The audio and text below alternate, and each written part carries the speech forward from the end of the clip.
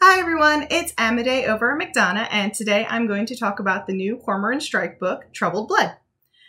Okay, so I know it's actually J.K. Rowling, but if she wants to use a pen name for her adult mystery series, who am I to judge? Nora Roberts does the same thing with her mystery series, so whatever.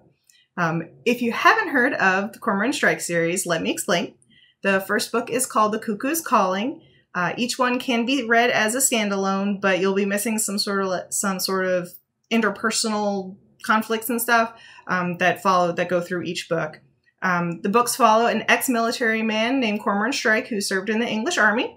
After retiring, he has started a private investigative service. In the first book, you're also introduced to Robin Ellicott, who is his secretary, who then turns into his partner.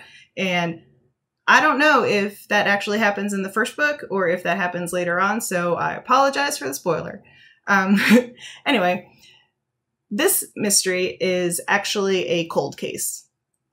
40 years ago, a doctor named Margaret Bamborough disappeared after leaving her clinic one night. Back in the day, the detective that was on that case was convinced that it was a serial killer named Dennis Creed, who was also doing his serial killer stuff at that time. However, the doctor was also suffering from some psychological issues and sort of went through a psychological break while he was doing this and was convinced that witchcraft was going to help him solve the mystery. Between those two things, that he was convinced it was the dude and the witchcraft thing, there was not really a satisfactory ending to Margot's case. Dennis Creed did end up going to prison, but not for her death. They also never found a body, so Margot's daughter, now 40 years later, has asked Cormoran Strike to figure out what actually happened.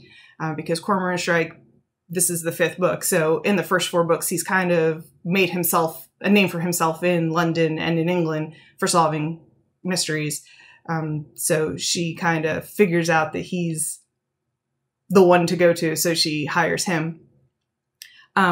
At the same time, Robin is finalizing her divorce from her terrible ex-boyfriend, ex-fiance, Matthew, and Strike is actually going through, his aunt who raised him has cancer, and he's dealing with her sickness as well. So that's woven in and out there. Okay, so I know that it's a very long book, but unlike Bubblegum, it's really, really quick. So you should be able to get through this one in no time. It's a very fast read. I couldn't put it down. So if you're looking for a new mystery series, they're all pretty much really thick, but really fast. And like I said, you can read them as a standalone if you want to.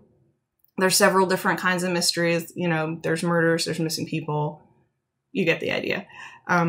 So you can read them out of order. They are available all through. You can put a hold on them. Any Henry County Library System library. Or you can also find them on Overdrive if you're interested in looking at them digitally.